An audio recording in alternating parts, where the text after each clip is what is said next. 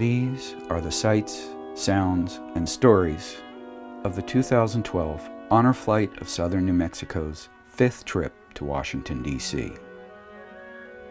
This is Honor Flight 5, our way of saying to all our vets, one more tour with honor.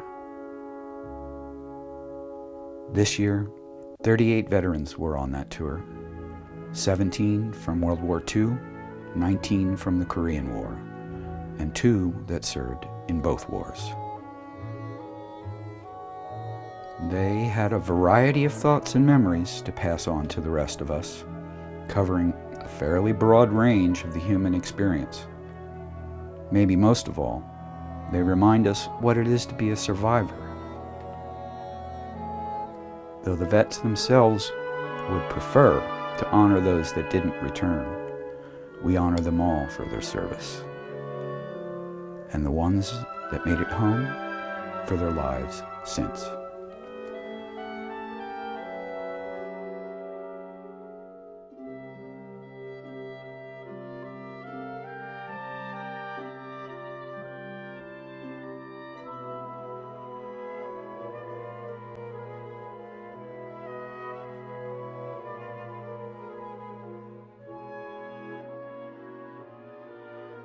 We're going to start our program right now. You look at your program, it says special thank you, and that's on page 3. You know, the people that helped us. But down in the middle it says, and the 405,399 U.S. military personnel that died during World War II. And then when you look at what we lost in the Korea conflict, 44,686 of our soldiers. People don't know about that. It's very important that we get some stories. And I don't mean that as a joke, I mean that seriously. And I know a lot of veterans have never talked to their wives, their sweethearts, or the kids. You hold it in because that's the way you were raised. This is just an honor for us to be able to do this. And so my hat is on not only to the people that we lost, but the people that came back. And I know over the last 4 years that we've lost a lot of our veterans, and nobody knows about those stories. And that's what we're trying to do, give you an opportunity to see your memorial and get your story. Are you ready to talk? You're up. Thank you. Main thing I can say is, wow, what a day this has been. I think this has been the high point of my life, one of them at least. Tell you just a little bit about myself. I'm Wesley Lane from Cloudcroft, New Mexico. Lived there since 1959.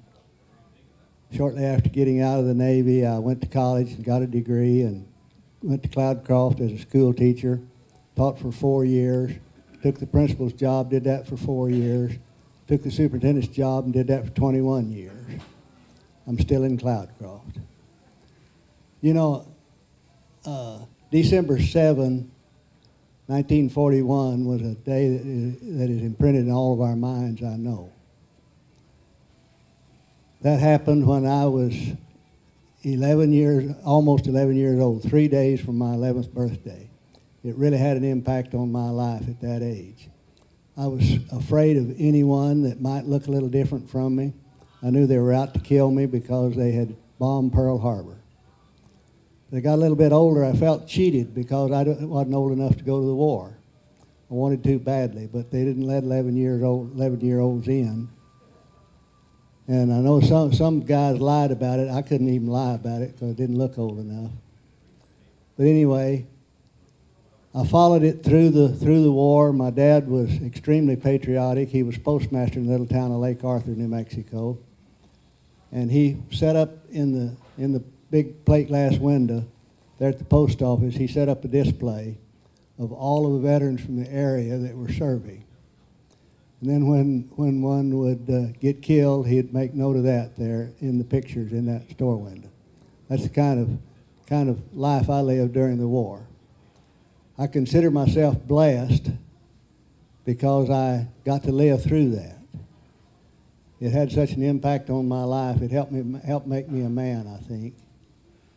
The fact that we couldn't buy automobile tires when I was a young teenager. We didn't have enough gas to go anywhere. Had to get ration stamps to buy shoes and sugar and all that kind of stuff. But the patriotism was so high during that period of time. I feel blessed I got to live through that. And then our war came along, the Korean War. I was just exactly the right age, so I went. And I feel blessed by that too, because the patriotism was still running so high from the Second World War that we enjoyed a lot of that patriotism during the Korean War. And then I was embarrassed when the Vietnam veterans got treated like they did. Still makes me sick to my stomach. America should never treat their veterans like the Vietnam veterans got treated. I'm so glad to see what's happening with this organization and what's happening with the parks here in Washington, D.C. to honor all of those people equally. It's great to be an American. It's great to be a member of this group. I want to thank you for a great day. Okay, now, he said it. I'll try to say something. I don't know if I can or not. I think he already did the say something. Okay, who's next?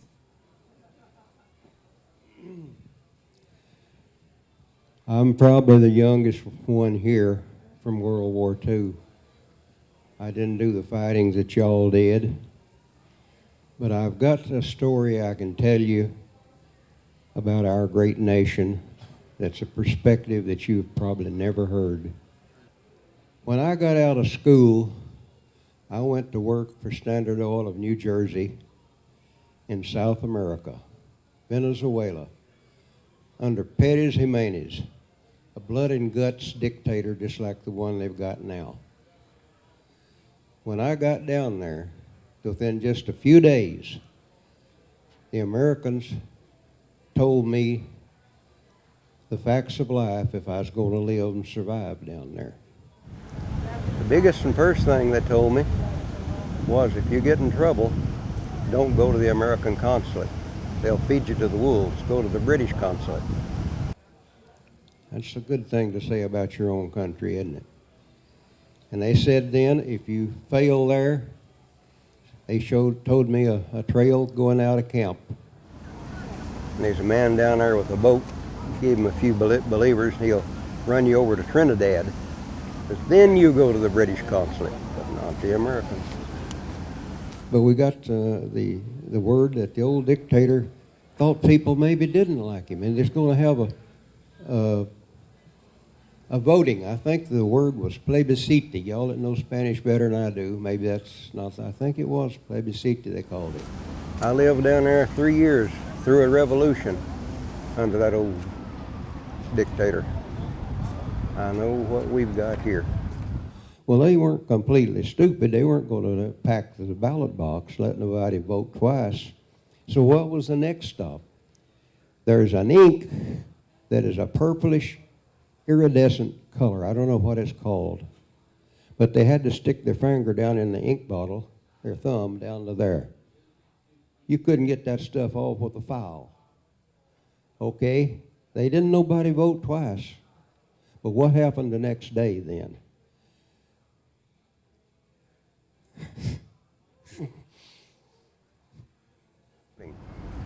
The people that did not have the finger died. A lot of them were hauled off in that cattle cart, so we never saw them again. Well, naturally, the old dictator was thrown out in the revolution. But after that, of course, then, there was a just reckless lawlessness across the country. But the lawlessness and this and that, I figured I'd had enough. I didn't have to pay U.S. taxes down there. I said I'd come home and pay my taxes and be darn glad of it. It's an experience that, as I say, I saw another country under a dictator. I know what this country is compared to that. My name is Bill Greenfield, and I attained the T4 rank, which was a technical sergeant rank. And I went into the Army late, and I was being trained as a rifleman also to go invade Japan. Luckily, Harry Truman dropped the atomic bomb, and that's saved me. Now it's your turn. Mine? Okay. I'm Leon Logan. I live in Tucumcari, New Mexico also. I went into service in February of 44. I turned 18 in January and service February of 44. So the time I went in, why, most of it was just about over. I've heard some of the guys have, how much they experience they had. I got in too late to get all that. I regret it then, but I was very lucky. I just didn't realize it. I'm glad I didn't have to go through what them guys did. Oh, man. I really admire them. I didn't really think I had a story. No, neither did I. We have one man with us. His name is Sam Neff. He was a pilot at the Ploesti air raid. That was probably the roughest air raid in World War II. My name is Sam Neff, and I was born in Clovis, New Mexico, and have lived there the rest of my life, except for 17 years away from home, and in the service, and then in medical school. I enlisted in May of 1942 and was not called up until August of the same year, and then I went in to the aviation cadets. At the end of our training, there was about 20 of us that were selected to go to an A-20 school and fly A-20s. However, that fell through, and they sent us to Clovis, New Mexico as co-pilots for B-24s. Then in February, we flew on in to Cherignola and started our missions. First 10 missions, we had no escort, so we did have some attacks by ME-109s. Flew some pretty dangerous missions. The first time we went into a place called Steyr, Austria, and we lost 5 airplanes out of our group. We had a photographer on board, and he took a picture of an ME-109 shooting down a plane next to us.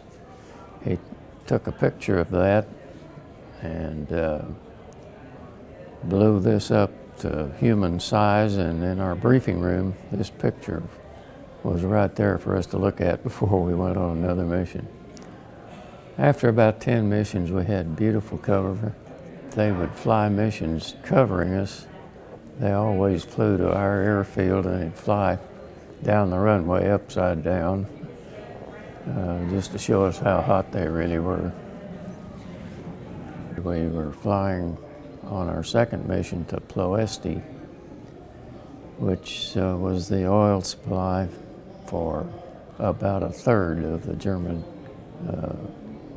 supply of fuel. So that's about as close as I ever came to losing it all. I said, I am bashful. That's Harry Smith. My name is Harry Smith. Let me tell you just a little bit about my childhood. I'm going to go back, way back now. There's 3 of us boys, and at one time or another, all 3 of us was in Korea. There's 2 of them was twins. They was a little older than I was, and they was in the service. And I wanted to go in there so bad I could taste it. But anyway, I finally got old enough to join the service myself. And one time I tried to get in. I wouldn't pass the written test. Next time, I wouldn't pass my physical, and just went back and forth. Finally, I got tired of it. Said, okay, I'll just go and get me a job then. I went in Cleveland, Ohio, got me a job in the factory for about 2 years, and I got drafted. No trouble then. I passed everything flying colors. So anyway, I come out of Korea on the 4th of July. I left my outfit in 1953. And they said, all the war's over with, just a little cleanup. That night, my company went up. Night I left, my company went up into a place called Outpost Harry. I had been there before. But anyway, that particular night, the North Koreans decided that they would give their last big heavy push, I guess. And the next morning, there was 13 men, I believe, out of my company that was able to walk off. The rest of them was either dead or carried off.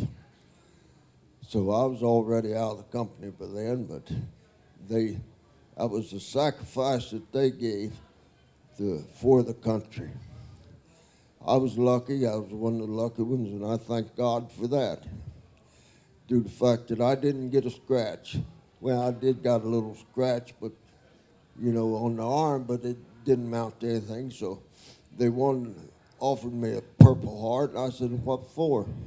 If I got that, I'd go back into West Virginia with that Purple Heart and a nickel. I could get a cup of coffee anywhere. Without the nickel, I can't.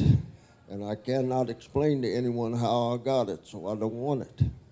Anyway, now, that's enough on that. What I want to say now, on this honored flight, I didn't know nothing about it. This man, David, there, happened to see my cap I wore. And I do wear that cap with pride. And anyway, he told me about it and asked me if I was interested in coming on the honored flight. And I just want to thank you, David, for mentioning it to me. And I appreciate it. I appreciate each one of you people for what you have showed me, that the Korean War, maybe it was forgotten. For a lot of years it was. But, it come back alive because it's not forgotten no more. I did not expect the people to meet us whenever we was down at Pan Am getting ready to board that bus to El Paso.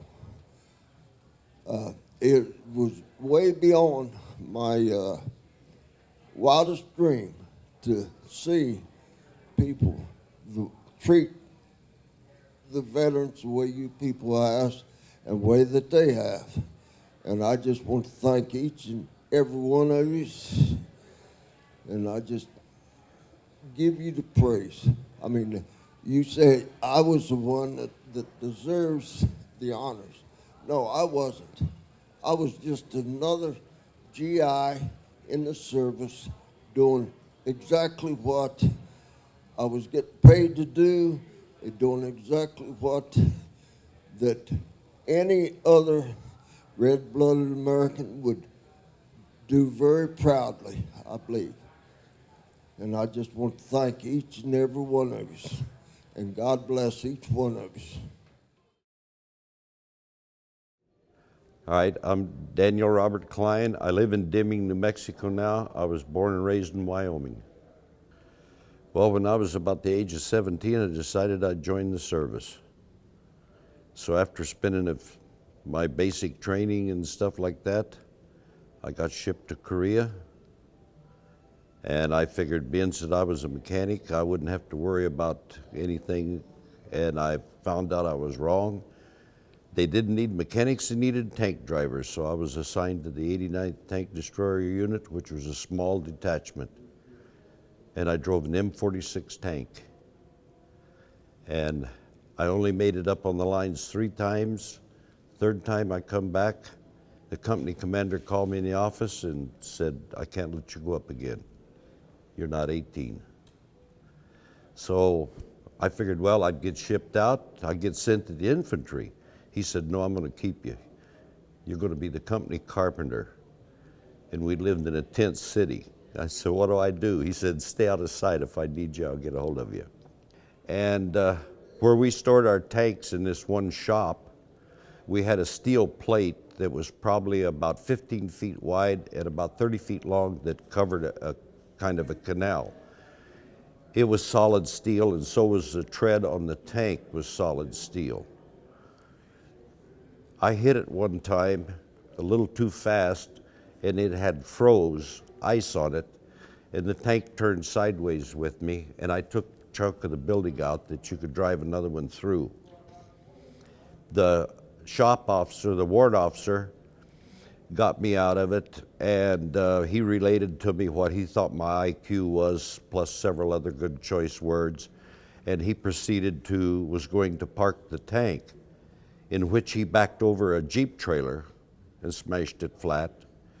So he had me standing at attention, and he was still chewing me out, and I couldn't answer him, and he finally gave up and walked off.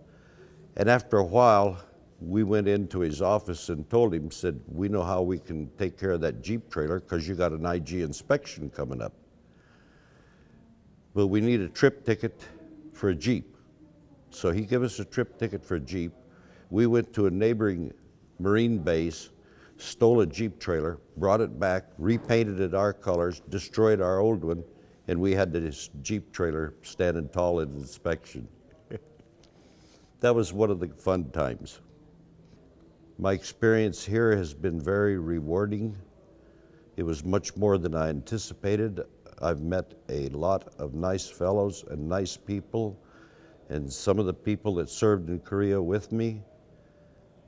And I was very happy to meet a Korean family that talked to me, and they were very happy that I served, and I met the whole family, and him and I had quite a talk, and it was very rewarding.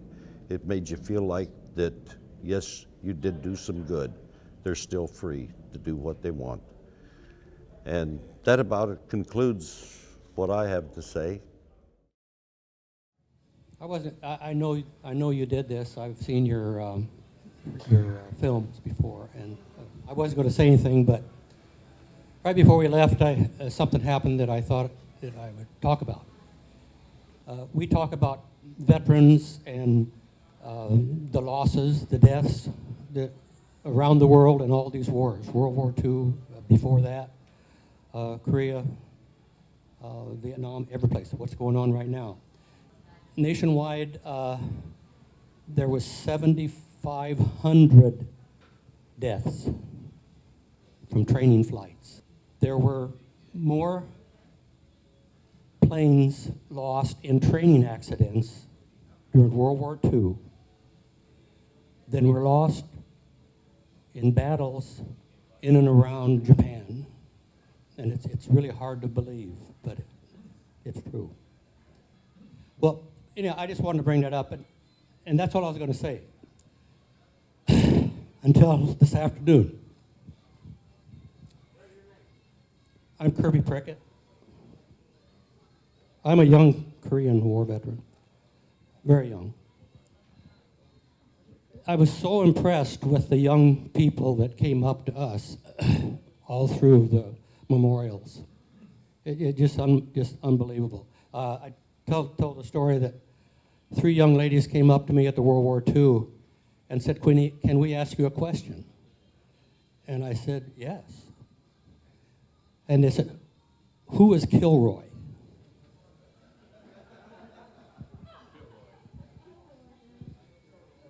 They hadn't seen it because, as most of you know, it was blocked off, and some of us got over there to see it. So I did my best to explain, and I kind of drew him a picture, looking over the wall. And I told him that he's all over the world, and he's here. I haven't found him, and if you find him, let me know where he's at. And then later on, at the Vietnam memorial, we're getting ready to leave, and Don and I were standing out And it had to be 50 kids came up to talk to us all at once. Just they were all over the place. And one girl came up to me and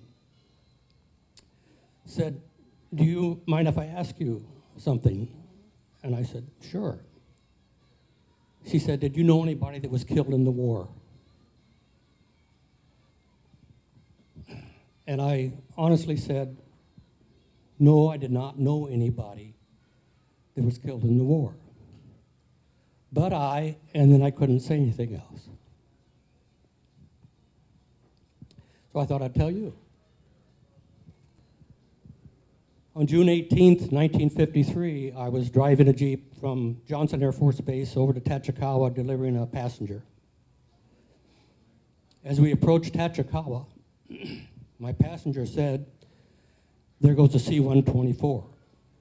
I wonder if he's going to Korea or back to the States." And a C-124, I think most people probably know what it is. It's a very large cargo plane that was also used to carry passengers. When we turned around, we saw smoke. And my passenger said, "My God, that 124 went down. I hope it was carrying cargo." It wasn't. There was 29 souls on board.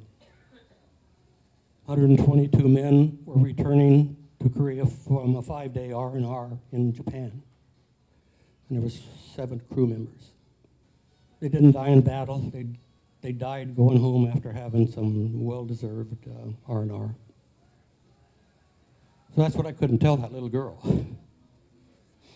And what I really haven't told a lot of people, but this seems like an appropriate group to tell it. And my point is there's not just plane crashes, but all sorts of accidents. I guess that's all I have. My name is Philip Haas Ford. I live in Las Cruces, New Mexico, in the Good Samaritan Village, and I enlisted in the Navy in World War II, and my highest rating there was Radioman 3rd Class. I was aboard the USS Appalachian. I thought, if I may, take a little different approach and express my gratitude to, in this way. I enlisted because I wanted to. Then when I got discharged, what happened was I got the GI Bill of Rights, 4 years of college, paid for, because I was a veteran.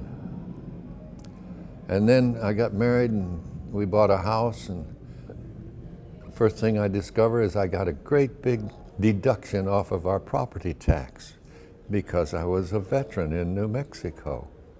Now I have this free 3-day trip to Washington, D.C. to see the memorial and all of the other things. So I'd prefer to use my time here just to say, what a wonderful country. I'm almost embarrassed because just because I'm a veteran, I get all this free and praising treatment from everybody. It's just marvelous. What a great country. God bless America. Excuse me, she said she can hang because she's been hanging out in bars all her life. She said that? The lieutenant colonel said that? Excuse me? Well, right after I graduated, the war ended. But before I graduated from high school, I signed up to study nursing as a cadet nurse.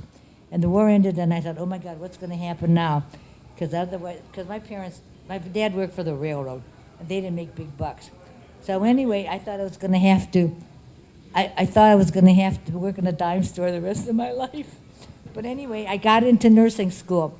So when these wars started, I thought, my gosh, and they were talking about, during the Korean War, they were talking about drafting nurses. Am I okay? Am I holding? Okay, now is it better? You're doing fine. Keep Okay, it up. okay.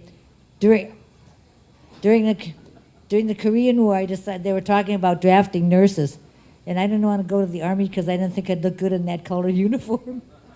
Or in the Navy, I was afraid to go in there because I didn't swim. So I decided, well, I'll join the Air Force. And the Air Force was only, the nurse corps was only 2 years old at that time. So then I had to go out and find me, I was up there in the woods in northern Wisconsin, so I had to go and find me a recruiter. So he recruited me, and then I went in, and I was in about 2 days, and they pinned a gold bar on me, and put me in a white uniform, and they put me to work. And I took care of patients, but I didn't know how to salute. I didn't know any of that stuff. But I was, as I said, I was a woman in the military, and there were certain things we couldn't do. Like, I tell people I was treated like a second-class citizen. If I got pregnant, they'd kick you out. Any woman got pregnant during the beginning, they would just kick you out. That was it. There's no excuse. So, okay, but I behaved myself. I didn't get pregnant. But there were all sorts of things that we had to put up with because you men took over. Yeah, you men. But the men someplace did that. So anyway, today is and just lately in the last couple years, people have been thanking me for my service, and I'm wondering, what are you thanking me for now? I did all that work before. And today it was really made me feel good because, and especially on this flight, because nobody ever fussed over me because I was a lieutenant colonel. I was like dirt when I was on active duty. Well, a little bit more than dirt, but anyway, but it really made me feel important. And I want to thank you all for that. You even jumped, a few of you, when I got near you. Oh, you wanted me to hug you. I like that, too. Oh, but I like the best part, I guess I should tell you, but the horse that was, what did I call him? That horse was snuggling up to me. I thought, oh, God, that's the best I've done. That was a police officer's horse. I know, but still it was a horse, a male horse. I think, I didn't check. Yes, it was. Yeah, well, good. Well, anyway, that's... Stallion. Oh, my God. That's even better. Wait till I go back to this old nursing home and tell them what I've been going through with you people. But I wanted to thank you. My name is Patricio Quintana, and I served with the U.S. Army in Korea. I think that what I'd like to say is how it impacted my future and gave me a clear path as to what I was to do for the rest of my life. Didn't recognize it, but there it was. I landed in Incheon, Korea on Easter Sunday, 1953. I was assigned my unit. I went there. After the war was over, I was reassigned to Incheon. During that period, after the war was over, some young men from South Korea came to my position and asked if I knew Spanish, and I told them that I did. And they asked would I teach them and how much would it cost. And I told them that I would gladly teach them, but my fee would be that they teach me Korean. I learned Korean. I don't know if they learned Spanish. I said it was a defining moment because I got there, I had my first experience in a classroom, bombed out classroom, and then I had an experience of teaching the students. I had been not so good student in high school, never intended to go to college, but I felt that if Uncle Sam had sent me on that vacation, maybe I should go to college and see what would happen to me. And I became a teacher. And I have been a teacher now for 50 years. Where do you teach? I taught at the junior high level, junior high at that time, middle school now, for 13 years. Then I went and got a doctor's degree at New Mexico State University. I worked as director of Chicano programs. I established the first equal employment opportunity affirmative action program for the university. And then I became what is now president of the Doña Ana Community College. But that was a defining moment, I think, in my life, that I should have been exposed to an educational setting twice in the year and a half that I spent in Korea. It was a gruesome time. It was a lovely time. And so now I try to catch up with 40 years of honeydew chores that I have to do. But it was a wonderful experience. It was horrible. And yet, in retrospect, I can say that it impacted my life very thoroughly. My name is Jesse Jacobs, and I'm a retired Air Force colonel. And I had over 31 years of military service. I was in World War II and also the National Guard before that.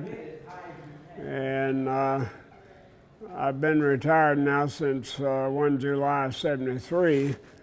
I flew combat in World War II in B-17s and got about 28 missions in.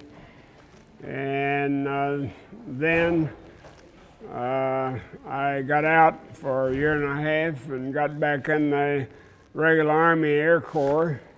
After I got in the regular Army in '47 in July, 2 months later, the Air Force became a separate service, and I was automatically transferred to it. And I had volunteered for bombers because if I didn't, in my vintage, I was going to wind up in the right seat or something, or because I couldn't get fighters. They didn't need fighter pilots. And I recognized that, so I decided I wanted to be chief cook and bottle washer, whatever I was flying, so I volunteered for B-17s. So I got it, but then I thought this colonel might be sympathetic to my story, so I told him, in essence, what I just told you, that I had it by choice, but at the same time, I didn't always want to be in bombers. I wanted to see if flying fighters was as big a mystery as some of the fighter pilots make it out to be. And so he just didn't say anything. And he had been a B-24 group commander in World War II in Italy, and so I thought he might listen, which he did. And then the next day, I was transferred to the 9th Fighter Squadron. And at any rate, that's how I became a fighter pilot to fight in the Korean conflict. One day, an assignment or exchange assignment came with the Royal Air Force in England to go to test pilot school. And I never intended to become a test pilot, never thought I'd get it, but I wound up getting accepted because they wanted somebody with a fairly highly diversified flying experience. And the Brits taught me to be a test pilot by basically telling me to go get in a new airplane I'd never flown, go sort it out for yourself. And came back and was assigned to Wright-Patterson Air Force Base, basically flying mostly test beds for the laboratories at Wright Field. I stayed at Wright-Patterson doing various tests for a total of 5.5 years. And when I left to go to Command and Staff College, and I was assigned to Holloman Air Force Base for 4 years, and I was flying F-101s and T-33s and so forth, C-130, T-29, C-131B, B-57, and I was head of the all the fighter test programs at that time. When I left, got transferred to the flight test center at Edwards Air Force Base. Some of the other test pilots that you worked with during your career? Well, I've known Chuck Yeager ever since about 1954 or 5, I think, when he was a major. I was assigned to Edwards, and Yeager was, well, I knew Scott Crossfield for years, and I knew Neil Armstrong since he was about 27, I guess. I met him in 1957 when he was quite young, before he became an astronaut. And Buzz Aldrin was a next door neighbor after they made the big moon trip, Apollo 11. And I've known Mike Collins for a number of years. And, well, the original Mercury project was the original astronauts. And you couldn't be over 5 feet 11. And that was basically it. Well, I used to be 6 feet 1. Those guys had to meet that criteria. So even though I had the same qualifications basically that most of the original 7 astronauts had, I would have turned it down had they asked me. But why would you have turned it down? Well, because I wasn't interested. I didn't think it was far enough along, and I wasn't that adventurous, I suppose. My name is Peter Romano. I have the privilege of speaking today on this honor flight that has brought me to Baltimore, Virginia, and to visit all the monuments that are located in this area. I have been asked to talk about my experience during the Korean War. I'm a Korean War veteran and proud of it. In any given war, whether you want to call it a war, a police action, or a conflict, when the people, I should say the persons that are involved in a conflict, they know it's a war. When you get the notice that from the Air Force that they see a lot of movement, when you have 200,000 enemy coming at you at a given time, you know you better prepare yourself for a war, not a conflict or a police action. But anyway, we had I sustained about 6 firefights and 2, maybe 3 major battles. And one of the major battles was we relieved the 2nd Division and their regiment that was there on Heartbreak Ridge. But anyway, my friend got shot and he died in my arms in 1952. That's when the Chinese decided to throw in 200,000 Chinese into the fight. His name was Thomas F. Kehoe, United States Army, May the 10th, 1952, in Korea. And I have the bracelet to show that he died on my arms that night. So that's about the worst thing that ever happened to me as far as seeing your friends getting wiped out, and some of them survived. I remember another incident that we were under fire, and this gentleman from Bakersfield, California, was tall and slim. He folded up, and I thought he was wounded. And I put a military carry on him and took him to a first aid station. From there, they took him on a helicopter to a hospital ship. And about a week later, he wrote to me, and he told me that he thanked me that I was a hero, that I saved his life. But he didn't get shot. He had a appendicitis attack that folded him up, and I thought he was wounded. That was, I guess, a funny thing that happened. But I try to take care of your own man. We try to take care of each other, and that's what camaraderie is all about when you're under fire. And when I got back home, we had exchanged addresses, He wrote to me and told me, come and visit me, Bakersfield, California. Anyway, he come and pick me up after work, and he would go to a bar where he used to, his watering hole, he called it. So we went there, and he'd tell the bartender, this man saved my life during the Korean War. And we didn't even spend a dime. Everybody that was there knew him. Perkins was his name. And he introduced me as his hero, that I had saved his life. We had beer coming out of our ears. We didn't spend a penny. Everybody was real nice. And then we finished drinking there. We go across the street in Bakersfield. They had bars on one side of the street, and on the other side, I guess that's where the song comes from, the streets of Bakersfield. You can just cross the street and there's another bar. We cross the street and he does the same thing. Hey, Jim, I want you to meet my friend. He saved my life during the Korean War. He didn't even go into detail what happened, and that's the one that had the appendicitis attack. He said, where did you get hit? Right here. And that was the scar that he had when they removed the appendix.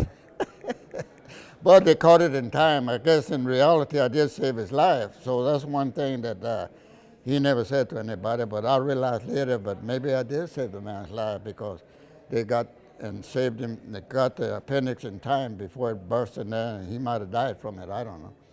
But I think I overstayed my welcome in Bakersfield, California, because we were running out of bars where we could go and drink for free. But I had a real good time, and I had realized that I had met a best friend that I ever knew in my whole life. Hello, my name is Robert Morning, and I'm a World War II veteran, Navy veteran, who enlisted very late and was in training during the last part of the war. Finally got to sea in December of '45 and was assigned to the USS Roosevelt in January of '46, early January. I served on the Roosevelt as a radioman, first class seaman radioman, striker they would call it that in those days, eventually making third class radioman. At one time we had a new man come on board, and my chief petty officer told me to show him the ship, brought him back to Radio 1, and introduced him to our CO, who was Commander Kramer. And Kramer asked him, what have you been on? And he named 4 aircraft carriers, all of which had been sunk underneath him. Well, Commander Kramer and I looked at each other and shook our heads. We just couldn't get over the fact that this man had survived 4 carrier sinkings. Commander Kramer, by the way, the buzz in the Radio Shack was that he had worked the code room in Washington with another individual, or individuals, I should say. But we didn't think much of that because we heard these stories and rumors quite a bit. Years later, when I saw the movie Tora, Tora, Tora, Commander Kramer was in the movie.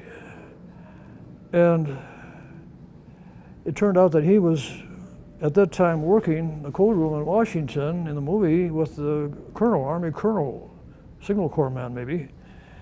And what had happened was the 2 groups had broken the Japanese diplomatic code, Code Purple, and had knowledge of the fact that the communication from Japan to the embassy in Washington was that December 7th, no later than I think 1 o'clock or thereabouts on December 7th, be sure that all your code books and your equipment is destroyed.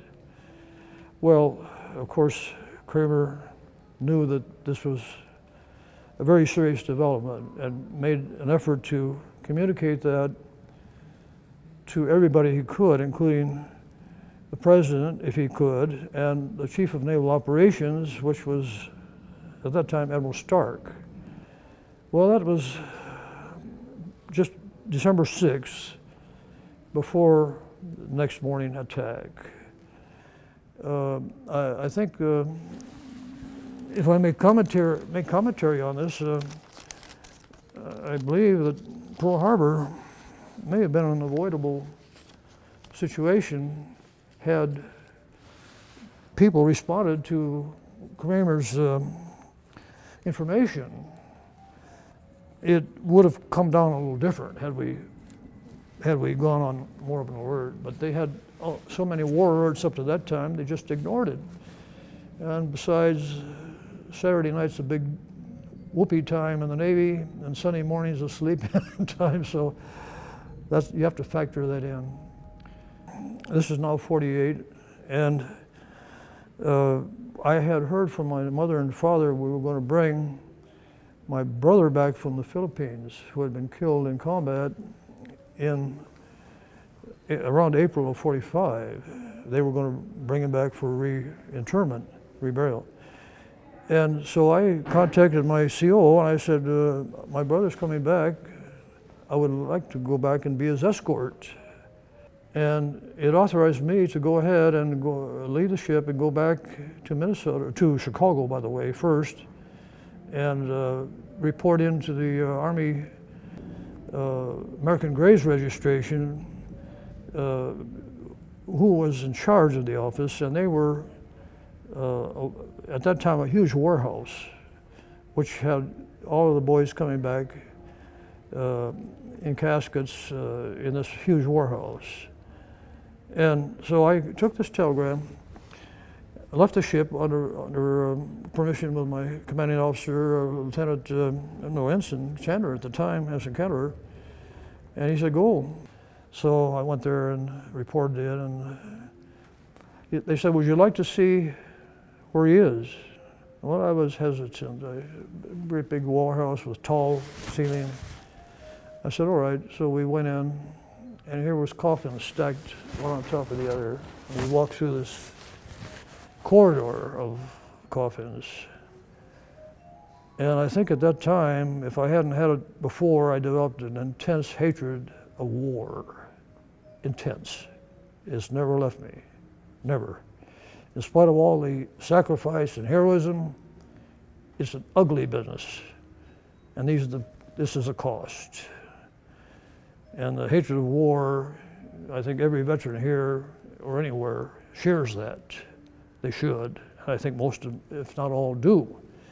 So we got my brother on the night train out of Chicago to Minnesota. And I arrived early the next morning. My mother and father and brother were there at the station, Northwestern Station. We had, I think, either that time a steam engine, I'm sure it was a steam engine. We arrived there early, and he was transferred to a hearse, and I was home with my mother and dad. And my brother and I was the military escort for his reburial.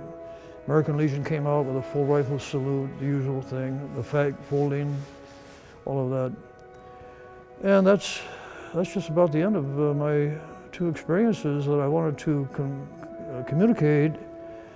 But that's the end of what I have to say. I don't have any more stories at this point. Thank you.